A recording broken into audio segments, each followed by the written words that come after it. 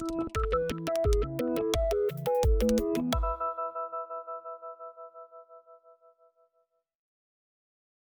everyone. On behalf of Lexington County Public Library, we want to welcome you to this virtual program on mental health during COVID.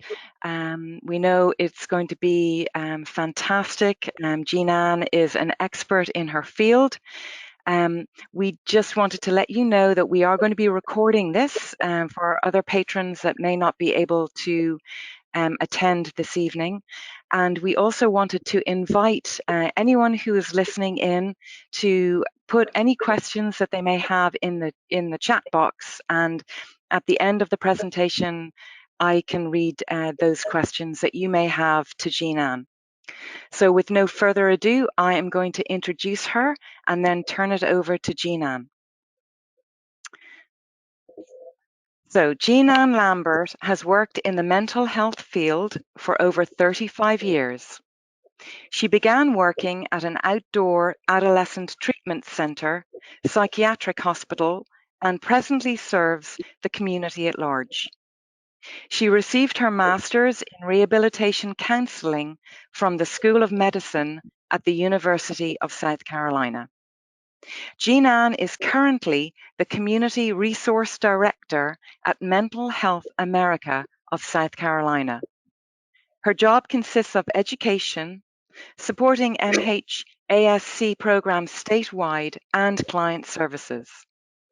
In her free time, Jean-Anne loves to travel, bake, hike, watch documentaries, and spend time with friends and family, but especially her husband and 3 adult children.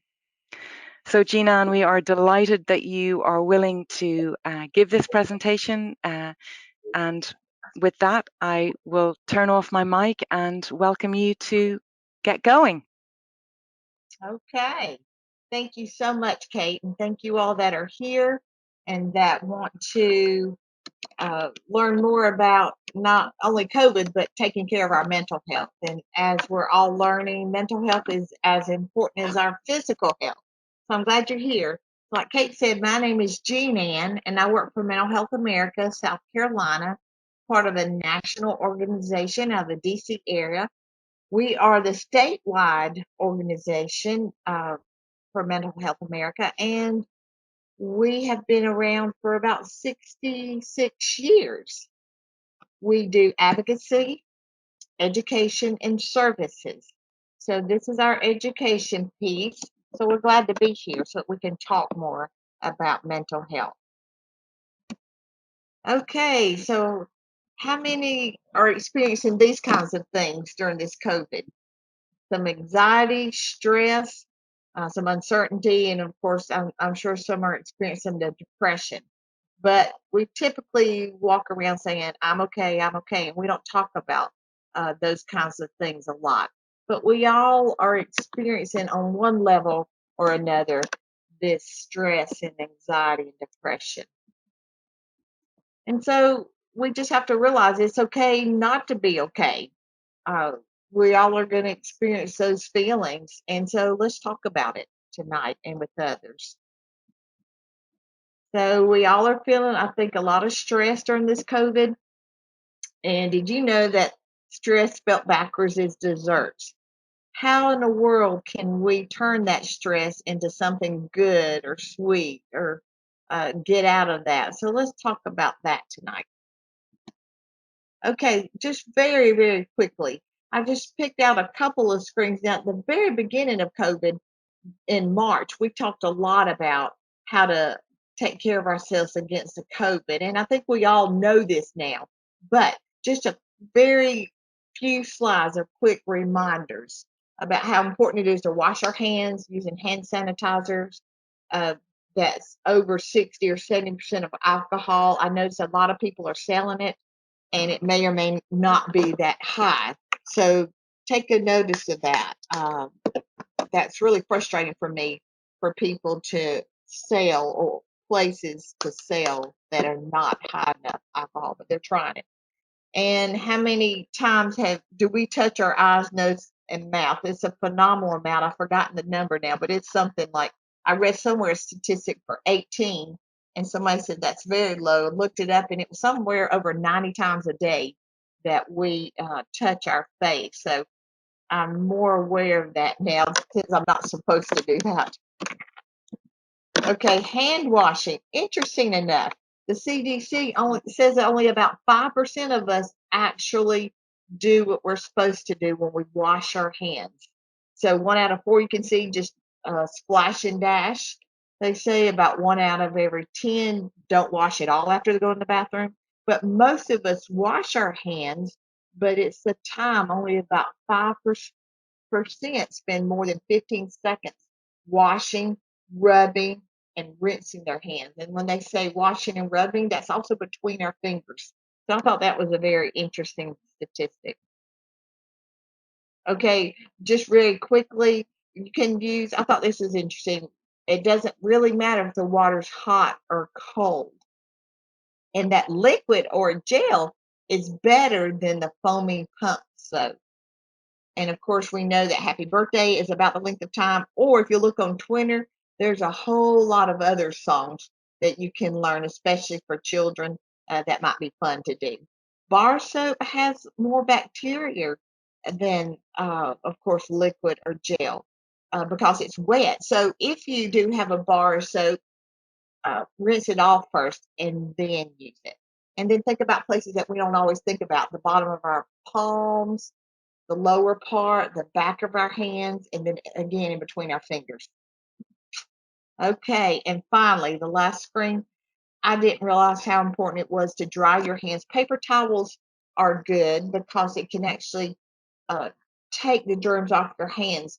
Hand towels are good, but of course you may be using it over and over, which may have germs or bacteria, or if you're sharing it in the household. So of course paper towels are the best to actually get it off, gets more germs off. And then think about things that we don't always think about during this period, which is doorknobs and our phone and our computer, those everyday things that we touch. Okay, we know that handshakes are not really good right now. High fives, it does cut it down to 50% of contamination. Fist bump, 20%, but the best method, of course, is just air bumps with shoulders or fist bumps. Okay, home health. This is, I thought was interesting when I found on the CDC. It's really not good right now to be using each other's cups or utensils, and use dishwashers if you have one to sterilize our dishes during this time period, especially. And final thoughts, this too shall pass. They say it will. So let's just keep hoping and thinking positive and telling ourselves it will pass one day. Okay, what's some of the psychosocial impact? Well, we all are reacting differently, but most of us have been affected on one level or another with our health during this time period or fear of uh, contracting COVID. Our finances, a lot of people have been affected by that. Their jobs, a lot of people are feeling this anxiety, depression, fear, anger, distress, maybe confused, withdrawn, just being uncertain. But seek support with friends, family, and possibly health professionals. So think about who are your supports around you, and hopefully after this presentation, you will learn some other supports that are new to you or some others that you may want to try. And just remember, you're not alone. We're all feeling the impact in one way or another. Just a couple of tips here, and then we're going to have some more, but I just really like this picture. Going outside, trying to think positive thoughts, practicing patience. I know it's hard. Offering a helping hand.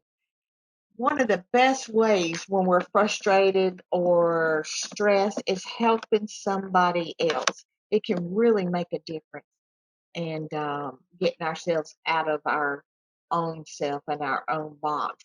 Trying to find something to laugh at each day, either in our own lives, somebody else's, or not laughing at them, but laughing with them, or trying to read something funny, watch funny movies, but laughing makes a big difference with our stress that we're feeling through this. Breathing, take fun breaks, close your eyes and maybe meditate or think of a beautiful picture or a beautiful scene somewhere maybe you'd like to be, or the mountains or the beach. List what you're grateful for. I typically don't write this down. Some people do, but I mentally go through a list. I try to every day. And there's just a tip. Sometimes it's easy to say some of the general things around. It's like I'm thankful for my house. I'm thankful for my family. I'm thankful for my car. But I suggest to be very specific when you're listing what you're grateful for during that particular day. Like, why were you particular for your grateful for your house that day? Maybe it's raining, you're glad to have a roof and you were dry that day.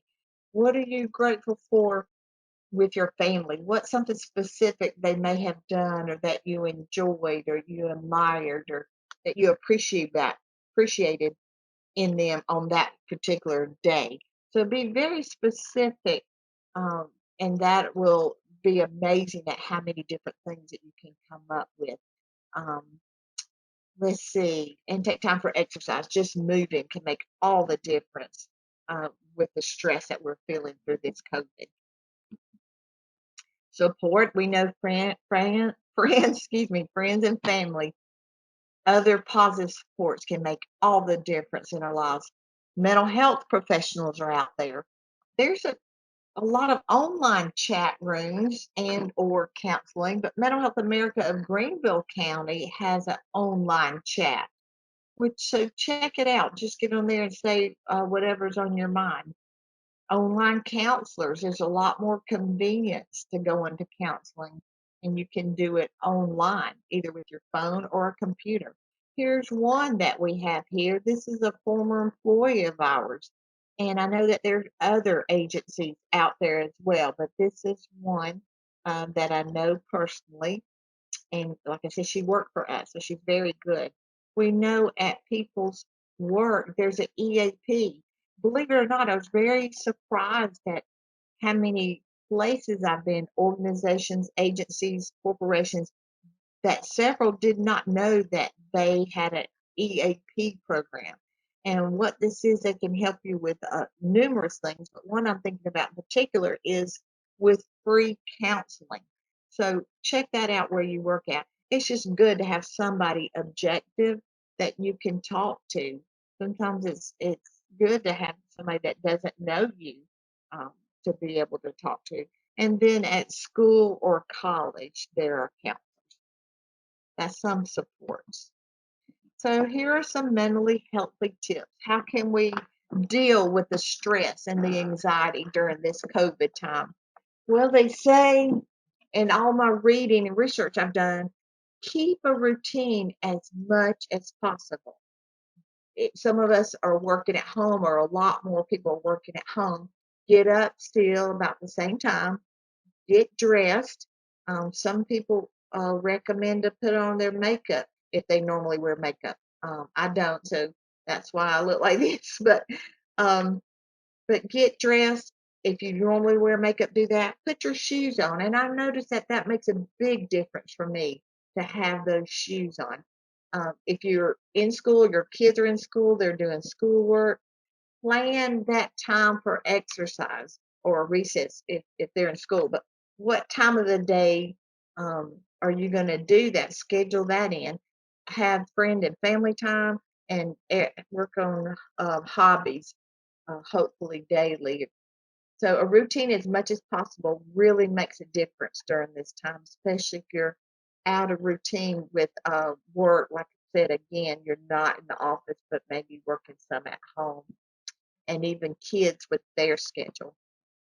Exercise does not have to be a grueling hour at the gym if your gym is open, but just walking or some kind of video or just putting on music and dancing, but moving. Some people do gardening. That's been a great exercise. But stretching, but just anything that you're moving.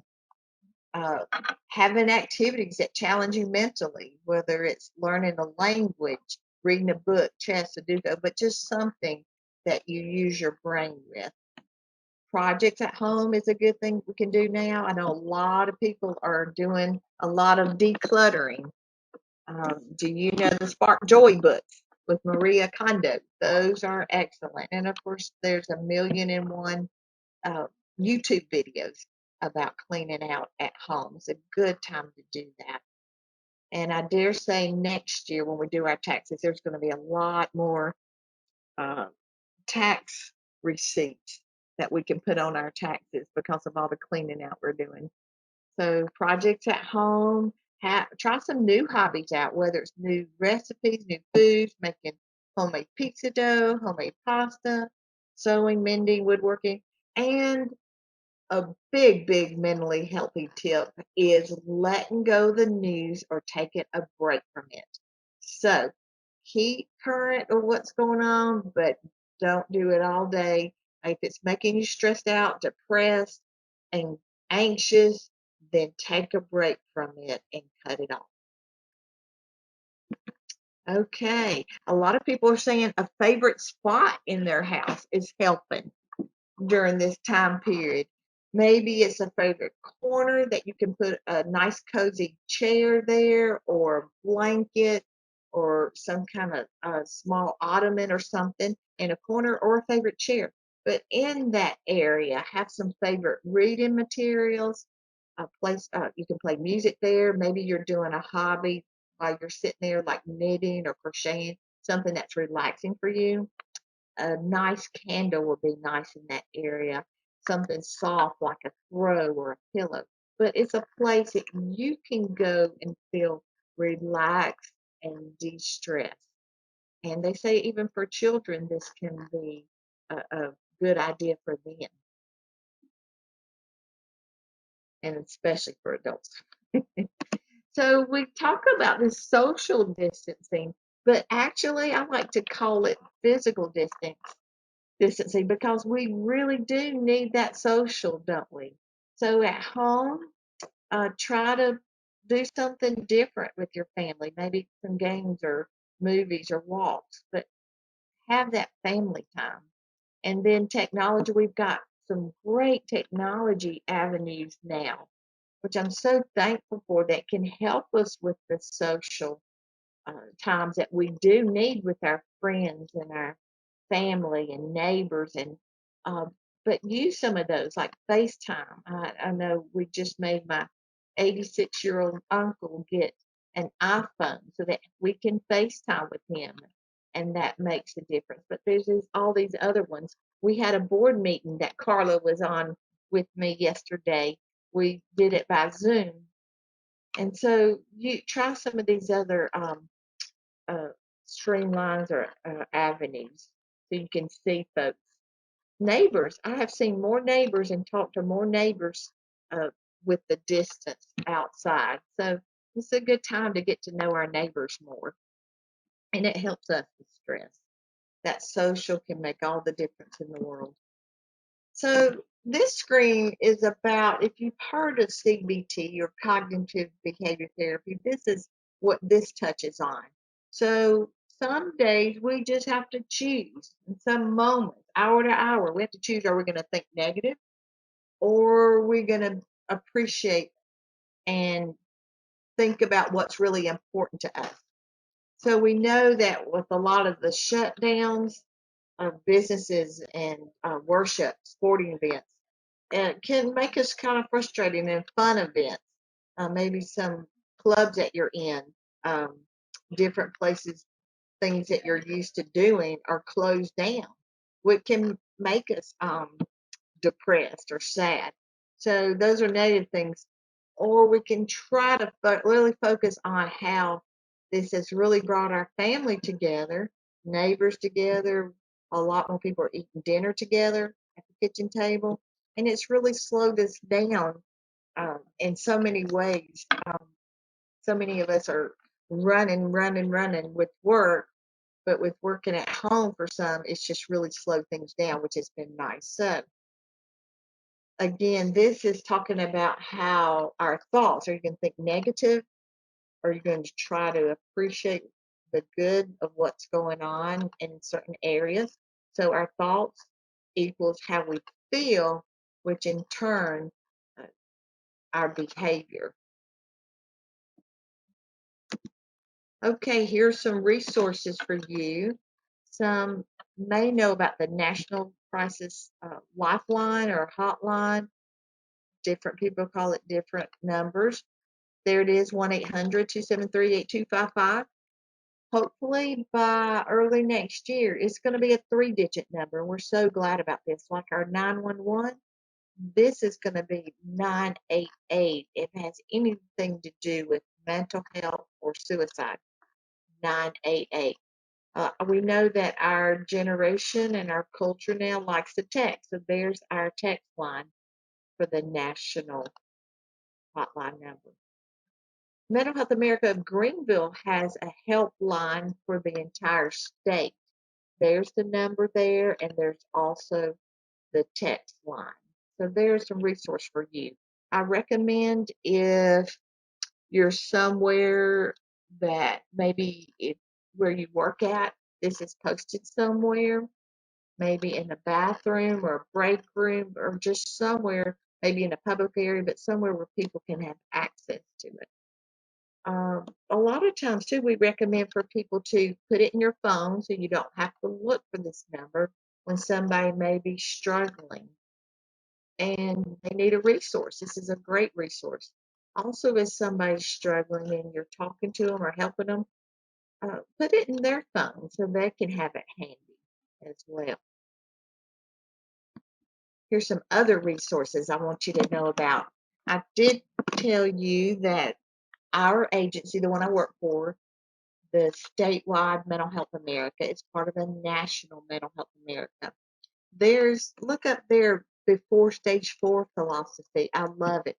So, as in cancer, we all would like to know if we have cancer, we're going to have it before we get to stage 4 so we can treat it. Well, the same with mental health. Treat it early in the beginning stages, after a few days or for a few weeks. There's a statistic of 40% of people wait about 10 years before they get help for mental health reasons.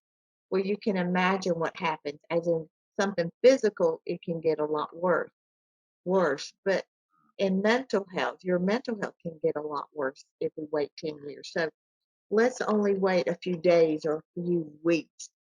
Early intervention so that you can feel good again and feel back to normal and function normally. There's another campaign for Mind for Body campaign. Look that up. Taking care of yourself, not only physically, but mentally or emotionally. This online screening I really like.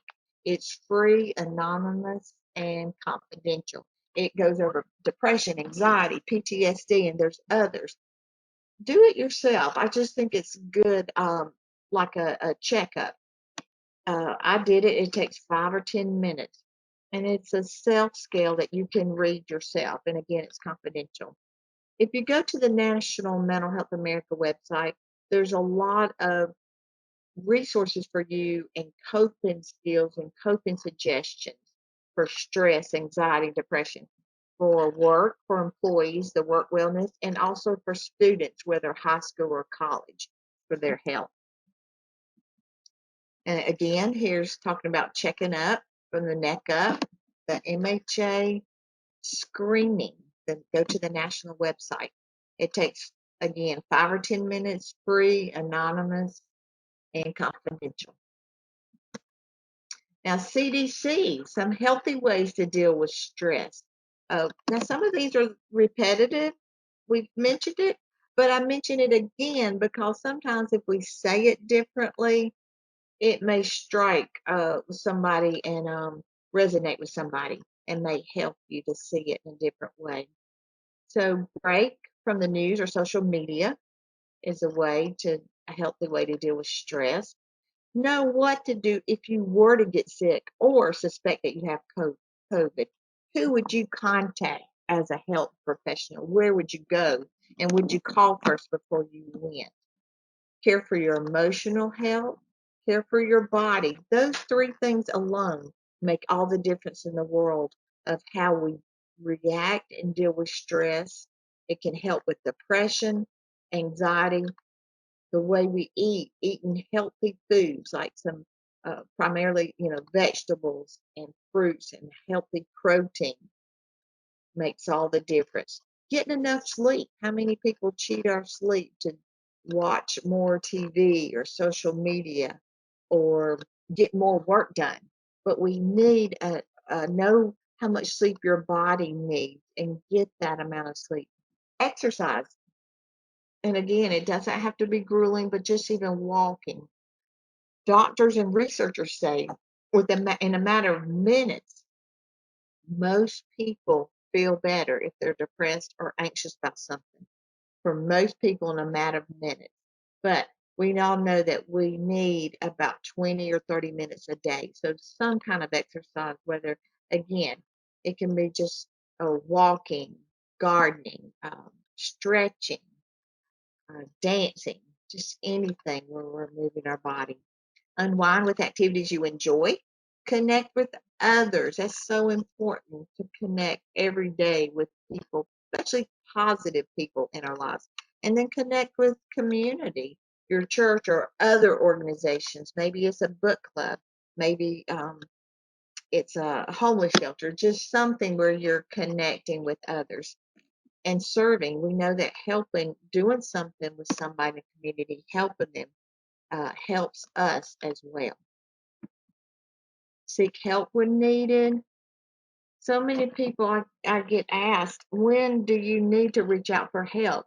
Well, if you're stressed out, if your anxiety or depression, your sadness or your stress starts impacting your activities of your daily life, which would be work or study or family or relationships, if it impacts for several days or weeks, then talk to somebody, either a clergy member, counselor, or a doctor. And there's another helpline for you as well. So again, if whatever you're going through impacts, disrupts your daily routine of work, study, relationships for days or weeks, then contact a health professional. Here's some references from you. You can look this up. I really like this article I found in Psychology Today, the 7 best coping skills, and we did go over the CDC one. Here's some other helplines for you. So feel free to take a picture and or contact the library, and I believe Kate can send this to you. And this is me. So what kind of questions might you have, comments, or did you learn something different that you may do from here on out? And please contact me if you have anything you would like to say later about this presentation or need more information. Maybe you need other resources that aren't here, but please let us know. Okay, I'm going to try to go back to the screen to find you.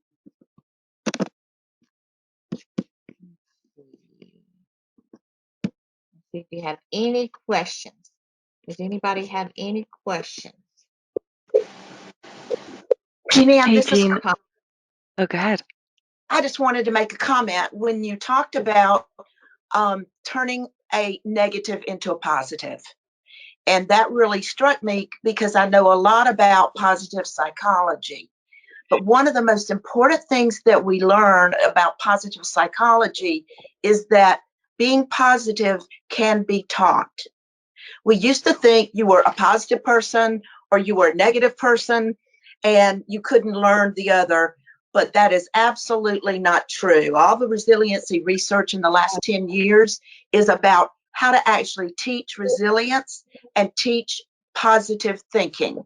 And one of the techniques that you talked about was taking a negative and turning it into a positive. So you have these negative people in your life, and I hear your doggy, and I know that's a source of comfort for you. But in any case, you have these negative people in your life, and you think, I'm not going to talk to them because they're always negative. But when you start modeling that behavior, it becomes very important so that they can learn that if they choose to. You can teach positivity and resilience to your children, young or old. You could teach it to your spouse, to your friends, and how you interact with them. So I just wanted to make that comment about turning a negative into a positive and how important that is. And it sounds so silly, but the more you do it, even if you fake it at first, the more it works. I like that. Thank you very, very much for sharing that, Carla. Hey, Janet. Good. Very good. Thank you.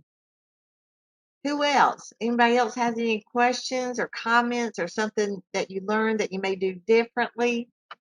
I value your comments or questions. This is great, Jinan. Thank you. I do have one question that has been put in the chat box for you, and that is, what are some of the signs and symptoms of stress and depression? Okay, signs and symptoms of stress and depression. A couple things I want to say. One is I would take advantage of that free online screening that the National Mental Health America offers, and it only takes, again, 5 or 10 minutes. And some signs some of them are obvious, like with the depression, feeling sad, a general sadness, not interested in your usual activities, changes in the way you eat or sleep. For a lot, it's less, but for some, it can be more. So those are some of the main ones. Basically, what you're looking for is changes in behavior, and they're not replaced with something positive or something constructive. For example, if this one just came out in my mind. For example, maybe a teenager quits the football team and stays at home more, isolating. Well, that would be a sign that something's going on. But now, say he quit the football team and then he doesn't want to play football anymore, but he plays lacrosse, or he starts playing in a band with music. He's replacing it with something constructive. Then that's not a problem. So, and an adult, I'm sure you can think of an examples. Maybe I stopped going to my date night every week, and not doing anything, just staying at home by myself instead of. But maybe I stopped going to date night because I'm studying for a licensure exam for the next 2 months. So replacing it with something more constructive. So the two things we look for that there's probably a problem going on with somebody is behavior changes and isolation. Those two things, behavior changes and isolation. And if those two, you saw the screen, if things are disrupting your life for more than a few days or a few weeks, then you need to see a health professional. So if your signs and symptoms are lasting more than a few days or a few weeks, then see a professional. I lost one train of thought. I don't know if that answers your question. Please, please, please put in the chat box if I missed something there. No, that's fantastic. That was perfect. We also do have another question. Yeah. Someone is asking whether you can talk a little bit about the relation between self-medicating and substance abuse. Thank So you. when that fine line between the two. Very, very good. So we know that when somebody is starting to feel stress, depression, anxiety, and they start to use drugs and alcohol or increase their usage, then there may be a problem. We don't want to self-medicate, because if you're experiencing depression, anxiety, and stress, and you start using drugs and alcohol or increasing the usage, then you're going to end up with two problems, right? Double whammy, substance abuse issue and the anxiety or depression. So we always tell people, if your anxiety or depression lasts more than a few days, a few weeks, and it interrupts your daily routine of work, study, relationships, then it needs attention, it needs addressed, see a professional.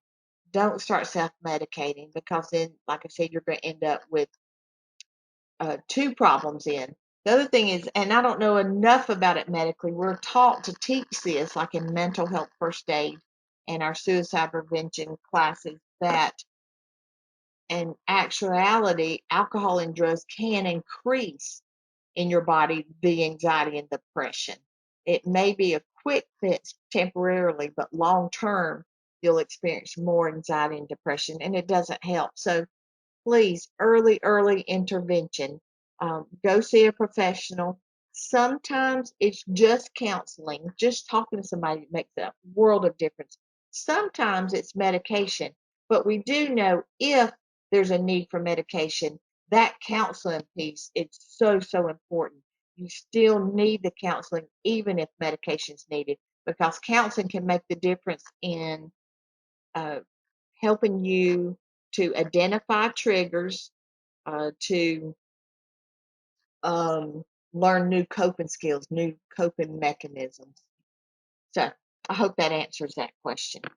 I have another thing to add on that, Jean Ann. Please. Yes. We look at alcohol and drugs as being used recreationally. When you start to use them to self medicate, that is the beginning of abuse. You should, if you choose to use it, then it should be a choice that you're enjoying it and it's recreational. Once you feel like you need it, I need this drink because I had a bad day. Yeah. That's the very beginning of the abuse problem. So I would just make that really clear. And then, of course, the abuse, like Jean Ann said, is when you use it and then it causes you problems in your everyday life. You use it and it causes you problems, and you continue to use it in spite of the problems. That's right. Absolutely. Thank you for your comments. So yes, if the alcohol or drugs is interfering with your work, your studying, or your relationship, then again, that's a sign that you need to see a health professional. That's great, Jean-Ann. Thank you. We do have another question. Yes. A patron is asking whether you can give us any suggestions for addressing maybe older parents or relatives who are feeling more isolated during COVID. What can we do? Good question. And some of you might have some good thoughts for this too, but we are hearing that so much, and it's so hard for that generation. Definitely the avenues we can do to see them, we really need to do it, and we really have to do that. So I believe I mentioned in the presentation my 86-year-old uncle who lives by himself. He's feeling it, so we got him an iPhone so we can FaceTime him. We also got him one of those Hey portals that we can call him. It sits at his desk where he sits quite often working on his computer, but we can call him and see him that way. So, and we know that there's many more out there. So, one of my friends, her 95-year-old mother, they got her a GrandPad. So it's another one that they can see her and they can post pictures on it. So any of these things like the digital frames that has current pictures on there that you can put, and there's different ones you can send them current pictures through email, uh, and or there's some that you connect to your Facebook. So anything that they can see currently going on, uh, pictures, and also your face is so important. It's so important to see their face. So if you can't be in the same room, we went to visit my other elder, my husband's parents, this past weekend, and we just didn't go in the house, and we all went outside, and we sat like 10 feet apart from them. Um, but anything that you can do, that's all I know of. Those things, and those are things that we're doing.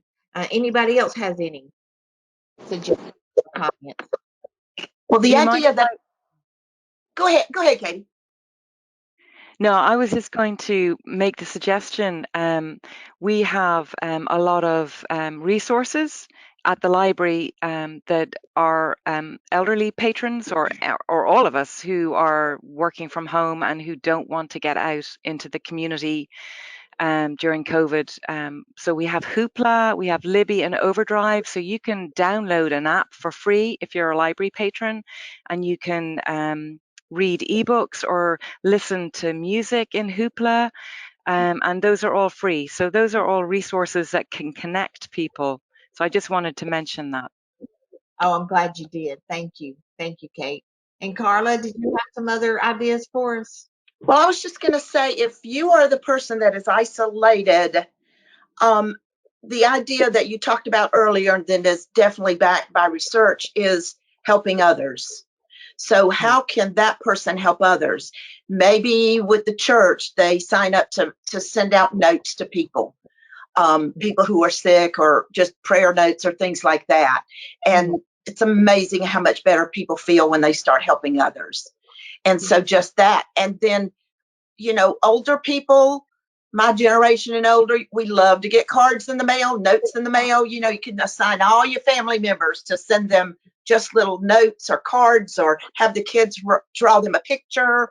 And I mean, nothing is final, but just small things that let them know you are thinking about them and the family's thinking about them. I like that. I like the Practical things. Okay. Absolutely. Yeah, I know that there's a lot more online things like Kate was saying through the library, and I know that there's online church, and some of the churches are doing like daily online material, like morning encouragement or different things. So we're really relying a lot on the technology and social media and Zoom or whatever else we can find online with them. But it's important to try to connect with them as much as possible and seeing their face. What other questions or comments?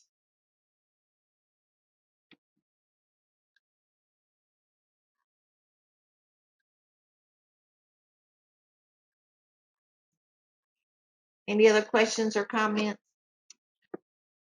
I had a question.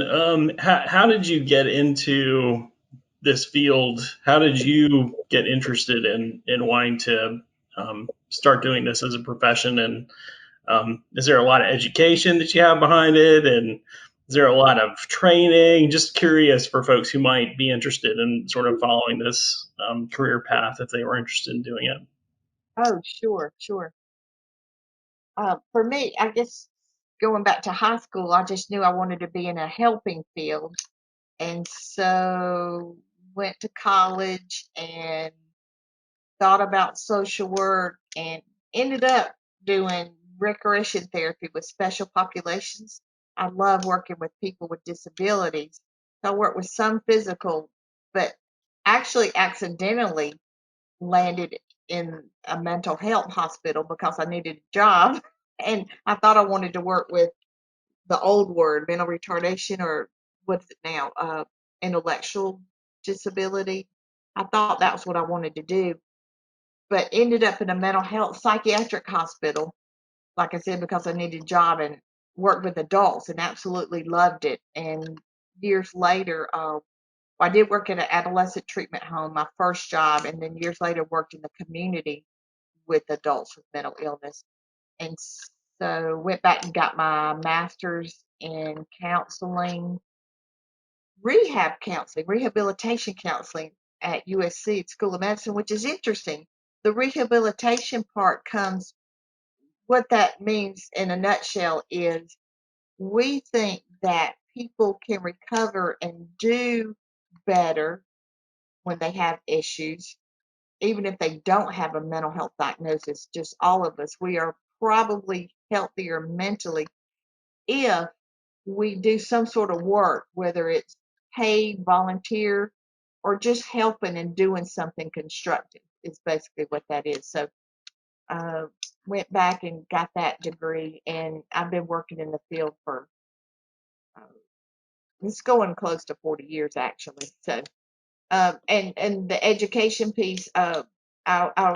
I've done a lot of different jobs, working direct services with clients, but this was just a position my boss created to get the word out about who we are, Mental Health America, and it does go with one of our mission statement of education, and that just sort of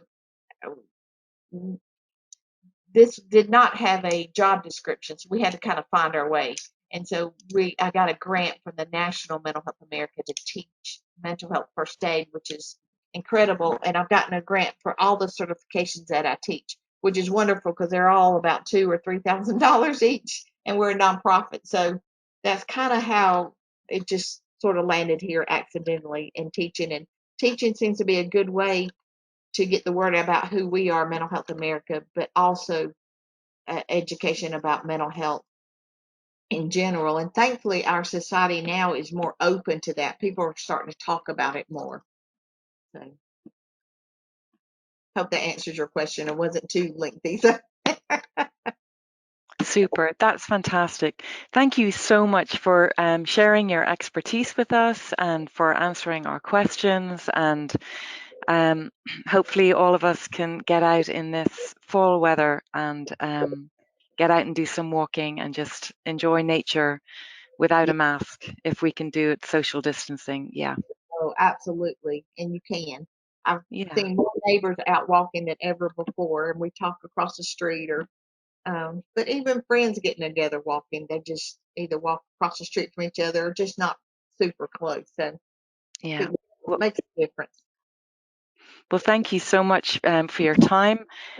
If you don't mind, I just wanted to let our patrons know of 2 upcoming programs. Please. So our next virtual program is tomorrow, Thursday, October the 29th. It is from 3 to 4 p.m. and it's about breast cancer awareness. And then we have our next author talk, who is Karen White, and that will be on Wednesday, November the 4th from 6:30 to 7:30, and she is going to be talking about her latest published novel, All the Ways We Said Goodbye. So we invite our patrons to go to our website, lexcolibrary.com, and click on our programs to see the upcoming events. We want to hear from you. So if there are programs that we are not giving you that you would like, please do reach out and let us know. And with that, Jean-Ann, is there any other comments you would like to make? We're going to get through it. We're going to get through it. Reach out and talk to somebody, but we'll get through it. Thank you. Thank you for having me. Great. And we really, really appreciate your time. We'd love to do it again. We will. Let's do All it. right. Thank Okay. you. Take care and have a good evening, everyone. Bye-bye.